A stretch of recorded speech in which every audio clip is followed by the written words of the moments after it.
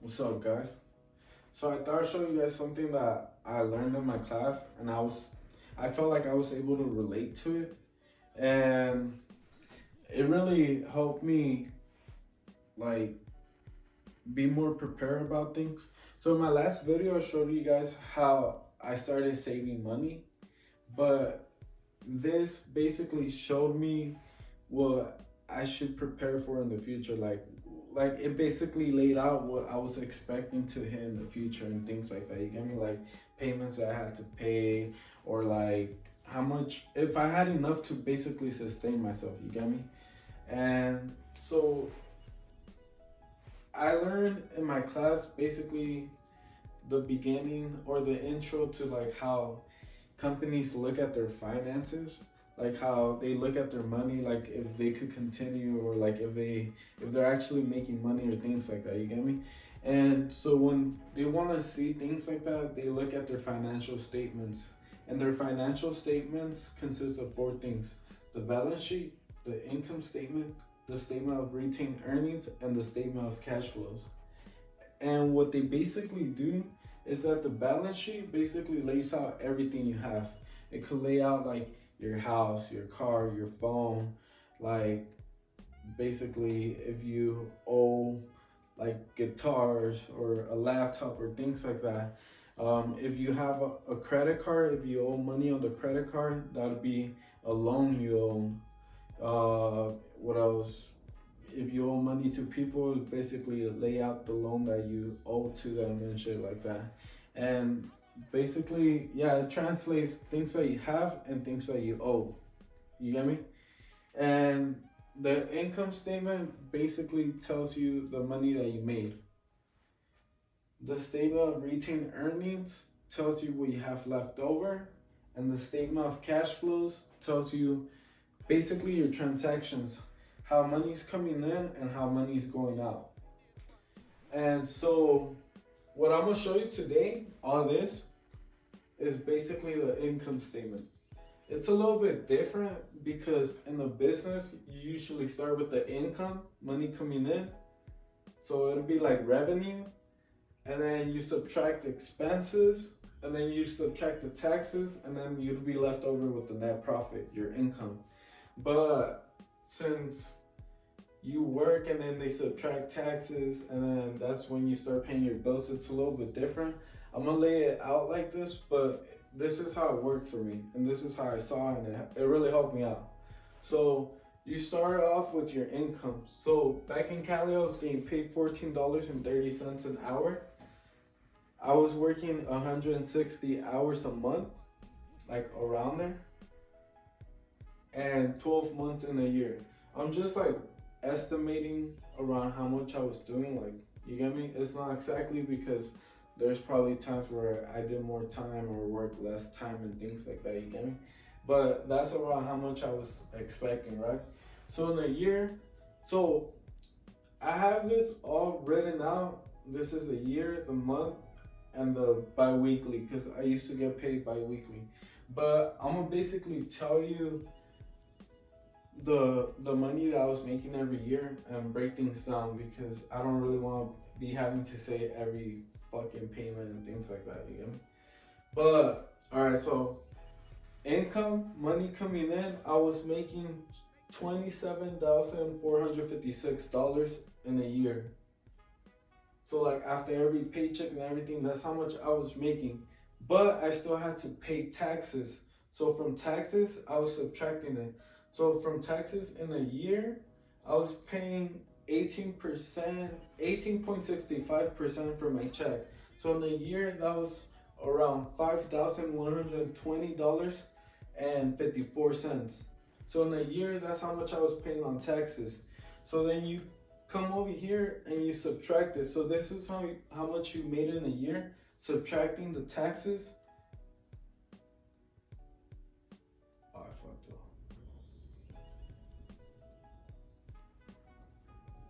So yeah, so this is your income and these are your taxes. So you would subtract your taxes from your income and that'll leave you with your remaining balance. So I'd make 27,000. I'd subtract the 5, and I'd be left with $22,000 $22,335.46 in a year.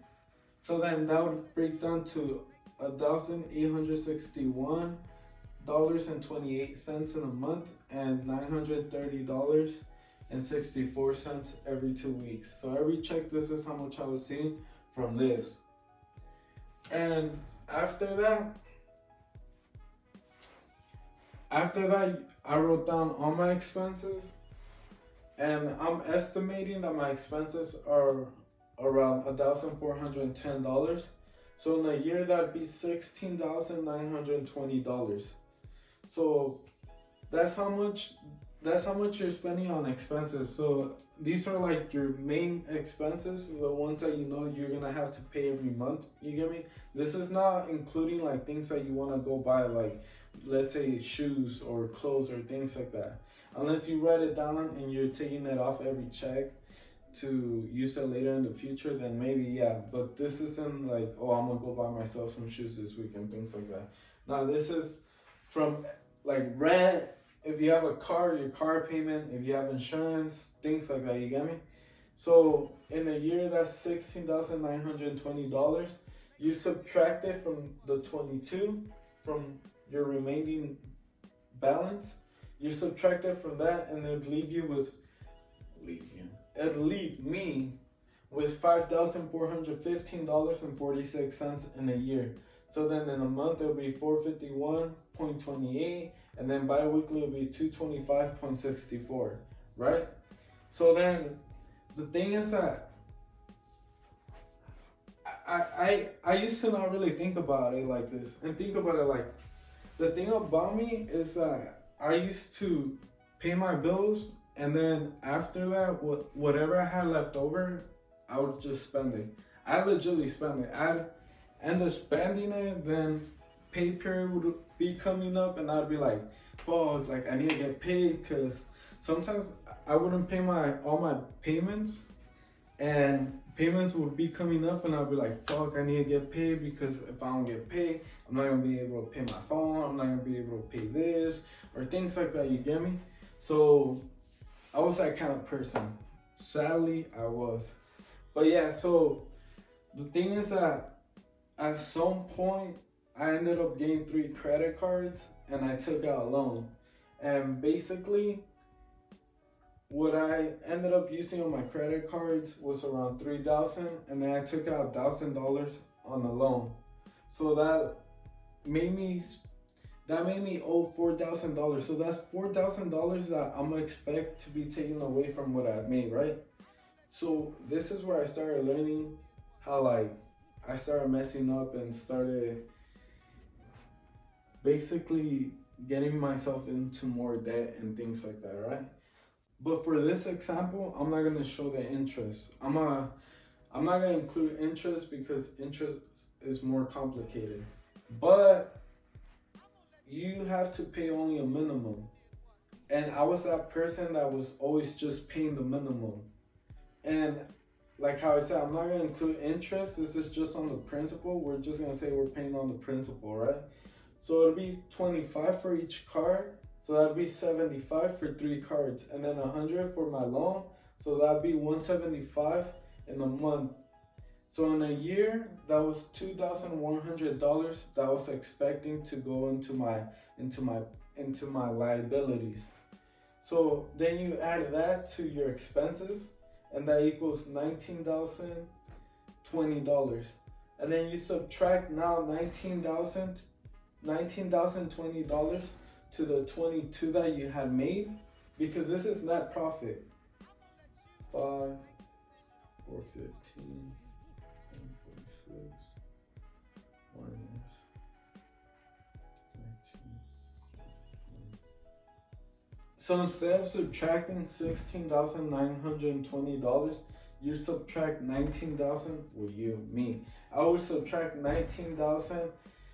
$19,020. Am I saying that right? Yeah. $19,020.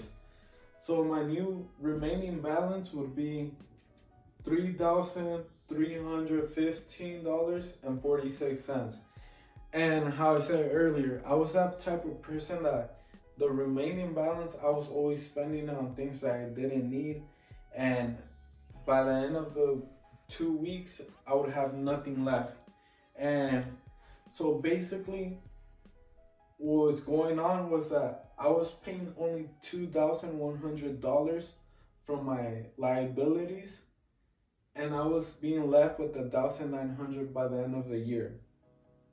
And the thing is that at that point, when you look at things as a business, you're not making any profit. You're going at a loss.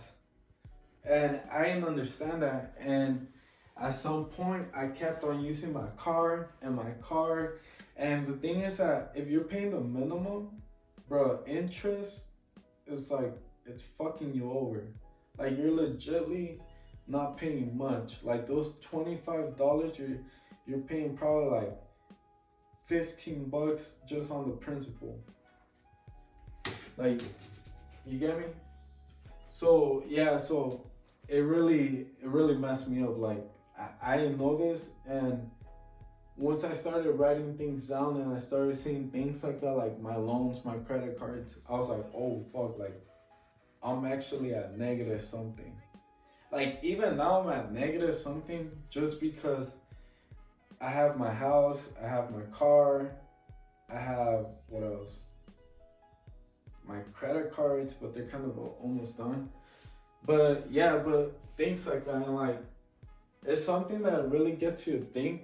And it's like, if you think like this, you at least budget yourself where you're like, you know, you have expenses coming up or things like that. You get me? Like, you have a credit card. Your goal for a credit card is to pay it off.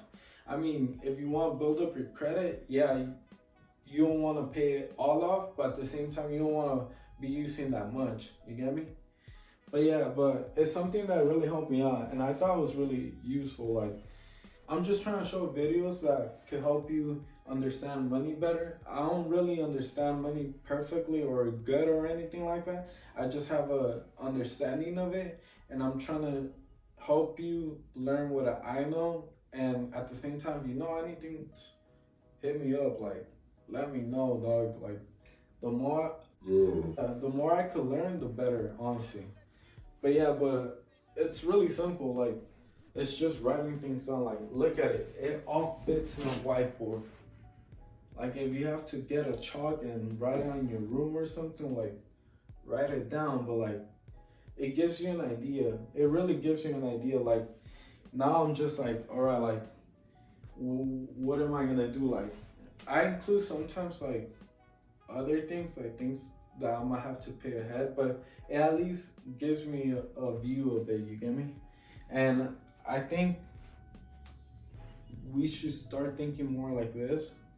Like, I mean, I think I should start thinking more like this. I need to really think more beyond this, but honestly, it's a good start. It helps me out a lot. And I'm trying to do another video on something else that I'm working on, like on basically my credit cards.